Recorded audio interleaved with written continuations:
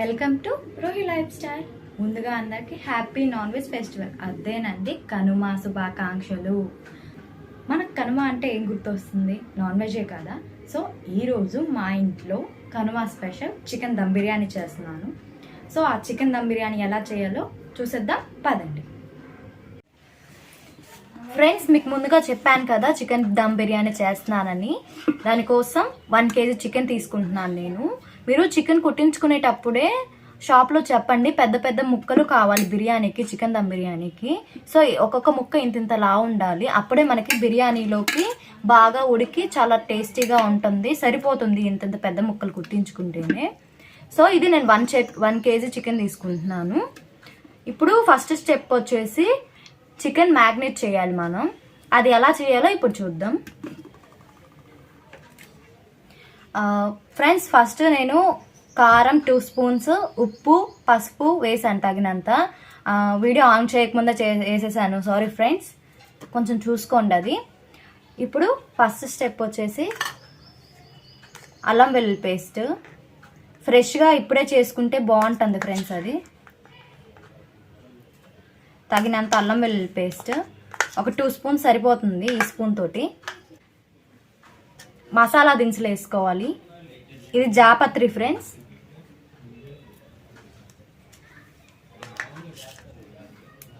జాపత్రి కొంచెం. అండ్ ఇది అనాస పువ్వు. ఇది నేను స్పెషల్గా అరకులో తీసుకొచ్చాను అనమాట. మేము అరకు వెళ్ళినప్పుడు తీసుకొచ్చాము. అక్కడ ఆర్గానిక్గా వాళ్ళు పండిస్తారు కాబట్టి అక్కడ చాలా ఫ్రెష్గా ప్యూర్గా ఉంటుందని అక్కడ నుంచి మరీ తీసుకొచ్చాము. ఇది ఒక ప్యాకెట్. అది కొంచెం ఇలా నలిపి వేస్తాను నేను, ఎందుకంటే ఆ ఫ్లేవర్ ఇంకా బాగా తెలుస్తుంది యాజ్ ఇట్ ఈజ్ వేసేదానికంటే కూడా. అండ్ కొంచెం కొత్తిమీర. ఇది సన్నగా కట్ చేసుకుంటేనే బాగుంటుంది, ఎందుకంటే ఇది పొడుగ్గా ఉందనుకో ఆకులు తీసేస్తారు చిన్నపిల్లలు తినేటప్పుడు కానీ అలాగా. సో సన్నగా కట్ చేసి వేసుకోండి.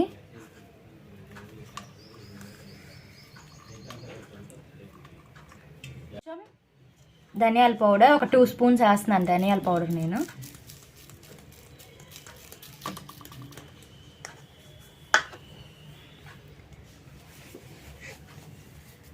చెప్పాను కదా మీకు, కారం అనేది కూడా నేను ఈ స్పూన్ తోటి 2 స్పూన్స్ వేసాను అనమాట. ఇంకా స్పైసీగా తినేవాళ్ళు ఇంకొక స్పూన్ వేసుకోవచ్చు. ఉప్పు, పసుపు మాత్రం తగినంత మీకు సరిపడా వేసుకోండి. ఇదిగోండి, ఇవి మసాలా దినుసులు. లవంగాలు ఒక 4-5, షాజీరా ఇంత సరిపోతుంది ఫ్రెండ్స్. కొంచెం నలిపే వేసుకోండి, ఎందుకంటే ఆ ఫ్లేవర్ బాగా తెలుస్తుంది.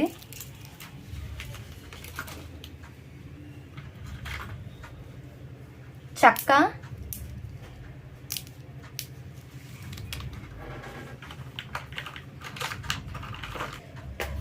ఇప్పుడు కొంచెం పుదీనా.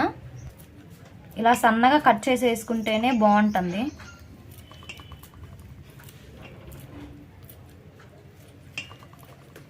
మరీ ఎక్కువైనా కూడా అంత బాగోదు, చూసుకొని వేసుకోండి. కొంచెం గరం మసాలా వేసుకుందాం. ఒక 2 స్పూన్స్ సరిపోతుంది. ఈ చిన్న స్పూన్ తోటి వేస్తున్నాను ఫ్రెండ్స్ నేను. ఒక 2 స్పూన్స్ గరం మసాలా.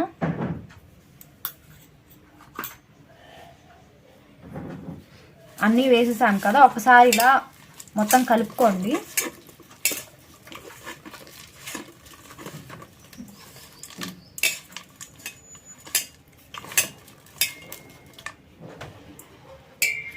ఇప్పుడు ఇందులోనే నేను కొంచెం పెరుగేస్తున్నాను ఫ్రెండ్స్.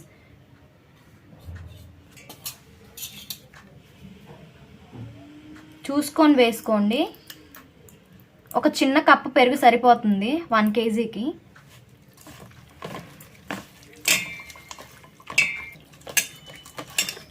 కొంచెం లూజ్గా, అంటే ముక్కకు పట్టేలాగా, ఏదైనా మరీ లూజ్గా కాకుండా ముక్కకి పట్టాలి కదా, మన ముక్కకి పట్టేలాగా వేసుకోండి.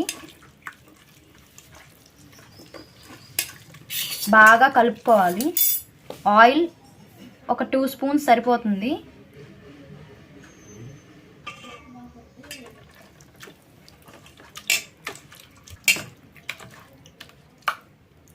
ఇప్పుడు అస్సలు మెయిన్ చికెన్ వేస్తున్నాను ఇందులో. ఒకవేళ మీకు ఇలా మ్యాగ్నేట్ చేయడం రాదు అనుకుంటే స్టార్టింగ్లో ఎవరైనా ఇప్పుడే చేస్తున్నాం ఫస్ట్ టైం చేస్తున్నాం అనుకునే వాళ్ళు ముక్కని ఈ పీస్ని మధ్యలో కొంచెం కట్ చేసి వేసుకోవచ్చు ఫ్రెండ్స్. కొంచెం లైట్గా కట్ చేసి వేసుకున్న స్టార్టింగ్ స్టేజ్లో చేసేవాళ్ళు బాగానే ఉంటుంది, లోపలికి వెళ్ళిపోతుంది మసాలా.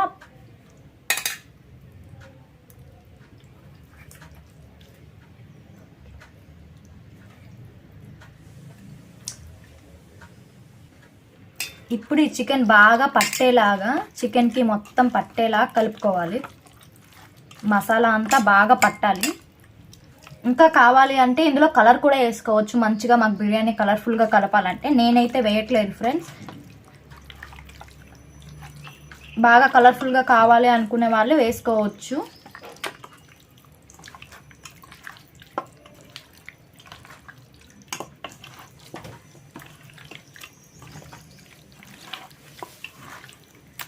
ఇంకా దీంట్లో లాస్ట్ వేయాల్సిన ఇంగ్రీడియంట్ వచ్చేసి నిమ్మకాయ. దీంట్లో హాఫ్ వేస్తే సరిపోతుంది, ఫుల్ అవసరం లేదు. ఇది మసాలా ఎంత పడితే అంత బాగుంటుంది, అంత టేస్ట్ వస్తుంది అన్నమాట బిర్యానీ మనకి.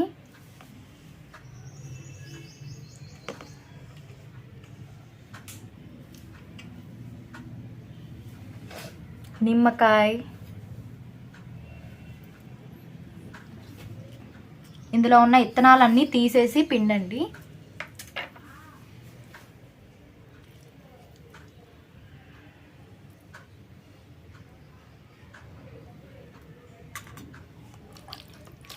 ఒక్కసారి ఫైనల్గా లాస్ట్ టైం ఒకసారి కలుపుకోండి.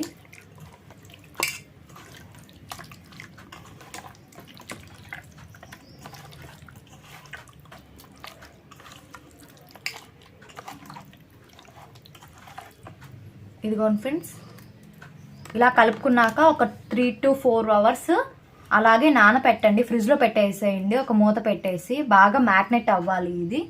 నెక్స్ట్ స్టెప్ ఏంటో చూపిస్తాను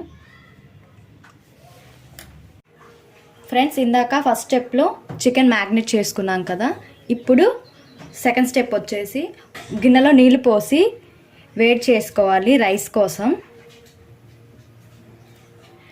ఇప్పుడు ఈ రైస్లో ఒక బిర్యానీ ఆకు,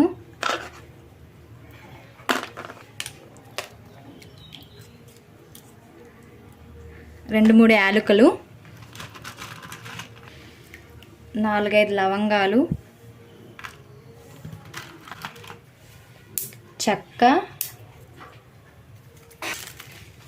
మెయిన్ షాజీరా. ఇందులో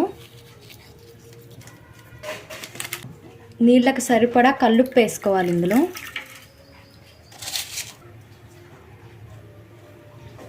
కొంచెం కొత్తిమీర,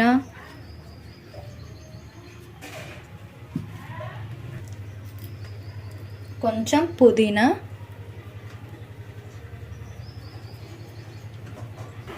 ఇందులో ఒక స్పూన్ ఆయిల్ కూడా వేసుకోవాలి రైస్ అనేది పొడి పొడిగా రావడానికి. కొంచెం జాపత్రి. ఇప్పుడు ఈ వాటర్ బాగా తెరలాలి.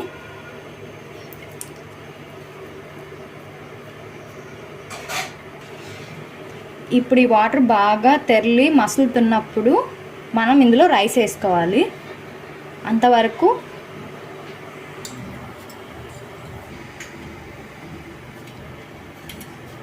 ఇంకో పొయ్యి మీద కొంచెం ఒక కడాయి పెట్టుకొని ఇందులో ఒక 4 tablespoons ఆయిల్ వేసుకోవాలి. ఈ గిన్నెలో ఆయిల్ పోసుకొని ఫస్ట్ ఆనియన్స్ ఫ్రై చేసుకోవాలన్నమాట. ఆనియన్స్ ఇదిగో ఇలా పొడుగుగా కట్ చేసుకోవాలి.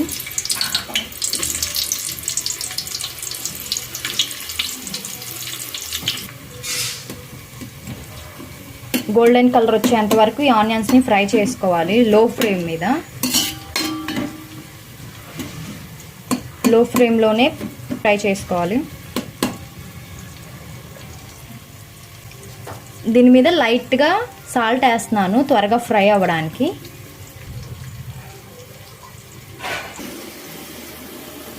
చూసారు కదా ఫ్రెండ్స్, ఇవి గోల్డెన్ కలర్లో వచ్చాయి. ఈ కలర్లో వచ్చినప్పుడు మనం తీసేసుకోవాలి. ఎందుకంటే ఇంకా ఉంచితే మాడిపోతాయి. సో ఈ స్టేజ్లో తీసేసుకుంటే సరిపోతుంది. ఈ స్టేజ్లో ఉన్నప్పుడు తీసేస్తే సరిపోతుంది.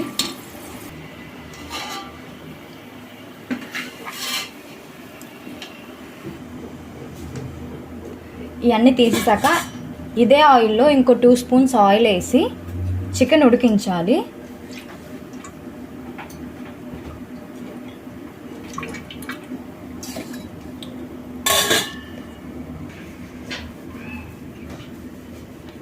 ఇది ఇందాక మనం మ్యాగ్నేట్ చేసుకున్నాం కదా, అదే చికెన్ చూడండి ఎలా ఉందో. నేను ఆఫ్టర్నూన్ చేయడం కోసం ఎర్లీ మార్నింగే ఇది మ్యాగ్నేట్ చేసి పెట్టాను. కొంచెం ఎంత బాగా నానితే టేస్ట్ అంత బాగుంటుందని. ఇప్పుడు ఈ చికెన్ని మొత్తం దాంట్లో వేసేయాలి, ఆయిల్లో ఉడికించాలి.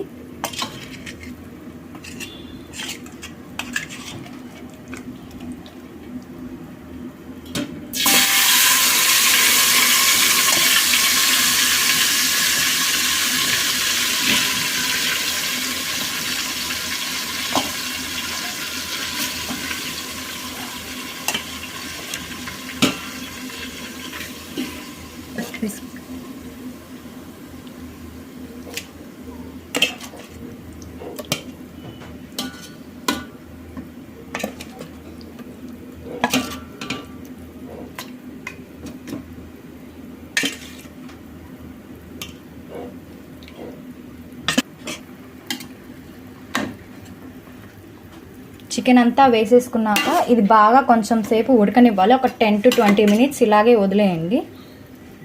ఇది కొంచెం ఒక 50-60% వరకు ఇందులోనే ఉడకాలి. తర్వాత మనం దీంట్లో రైస్ వేస్తాము.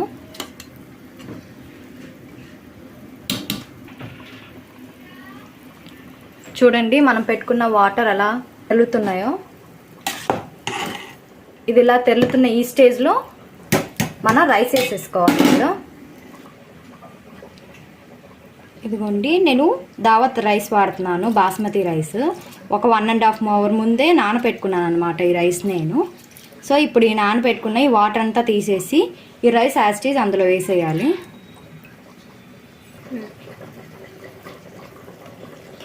ఇప్పుడు వాటర్ తీసేసి ఇందులో ఓన్లీ రైస్ వేసుకోవాలి.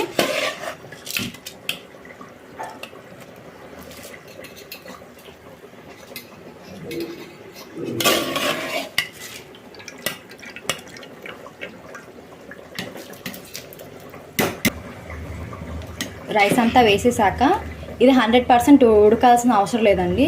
ఒక 60 to 70% ఉడికితే చాలు. 60 to 70% ఉడికాక మనం తీసేసి దీన్ని చికెన్లో వేసేసుకోవచ్చు. సో ఇప్పుడు ఇది ఉడకనివ్వండి. ఈలోపు మన చికెన్ చూసుకుందాం. చూడండి ఎలా ఉడుకుతుందో. ఒకసారి ముక్కలు కిందికి పైకి చేసుకోండి, ఎందుకంటే 2 పక్కల ఉడకాలి కదా. అడ్జస్ట్ చేసుకోండి.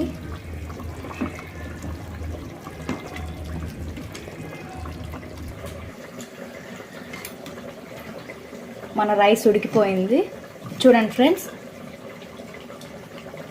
ఈ స్టేజ్లో ఉన్నప్పుడు ఈ స్టేజ్లో ఉన్నప్పుడు తీసేసుకోవచ్చు. మనం స్టవ్ ఆఫ్ చేసేసుకొని ఈ వాటర్ తీసేసి రైస్ మనం చికెన్లో వేసేసుకోవడమే. మన చికెన్ కూడా ఉడికిపోయింది. ఇప్పుడు చూడండి ఆయిల్ కూడా పైకి తేలుతుంది. సో ఇందులో ఇంకా మనం రైస్ వేసేసుకుందాం. ఈ రైస్ని వాటర్ అంతా తీసేసి, వాటర్ రాకుండా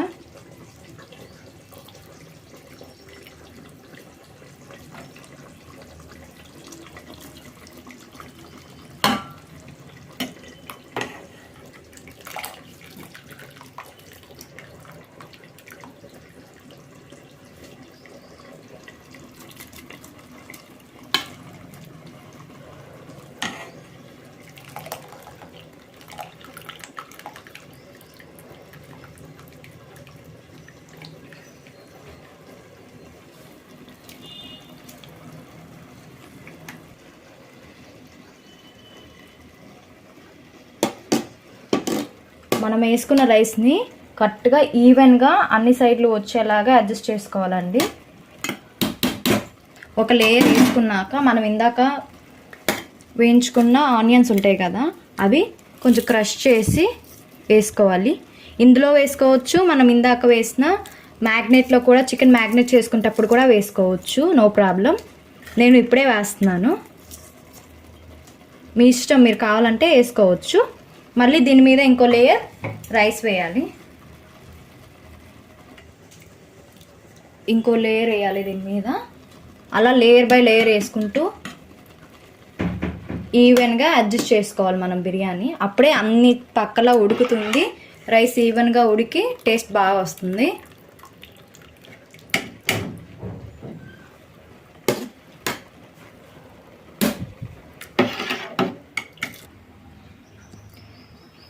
మొత్తం రైస్ అంతా వేసేసుకున్నాక ఈవెన్గా స్ప్రెడ్ చేసుకొని లాస్ట్ ఫైనల్ టచ్ చేయాలి. ఫైనల్ టచ్ ఆనియన్స్ తోటి. అండ్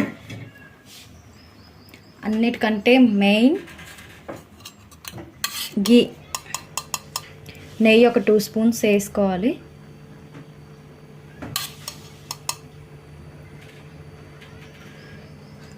మనం ఎప్పుడైనా సరే దమ్ బిర్యానీ చేసుకునేటప్పుడు బాండి అనేది మనం పెట్టుకునే గిన్నె చాలా వెడల్పుగా మందంగా ఉండాలి, అప్పుడే మాడిపోకుండా వస్తుంది మనకి రైస్. గార్నిషింగ్కి కొంచెం కొత్తిమీర, కొంచెం పుదీనా,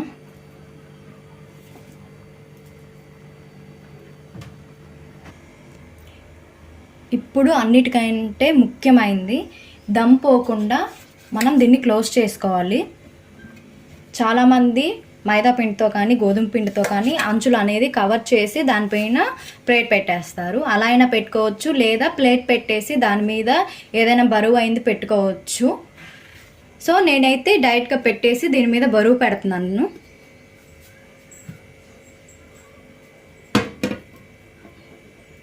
ఇలా ఒక 20 మినిట్స్ మీడియం ఫ్లేమ్ మీదే ఉంచాలి. మీడియం ఫ్లేమ్ మీదే ఇది ఒక 20 మినిట్స్ కుక్ అవ్వాలి. ఆ తర్వాత ఒక 30 మినిట్స్ వదిలేసేసి తింటే బాగుంటుంది.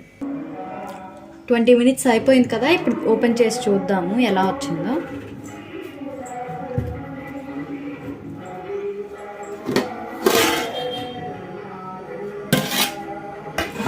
బా స్మెల్ మాత్రం అదిరిపోతుంది. బా చూడు ఎంత పొడి పొడిగా వచ్చిందో. మనం అనుకున్నట్టు చికెన్ దమ్ బిర్యానీ రెడీ అయింది. ఇది ఒక 30 మినిట్స్ ఇలాగే వదిలేసి 30 మినిట్స్ తర్వాత సర్వ్ చేసుకుంటే చాలా బాగా టేస్టీగా ఉంటుంది. చూసారు కదా, ఈ వీడియో మీకు ఎలా అనిపించిందో కామెంట్ సెక్షన్లో చెప్పండి. And don't forget to like, share, subscribe our channel Rohi life style.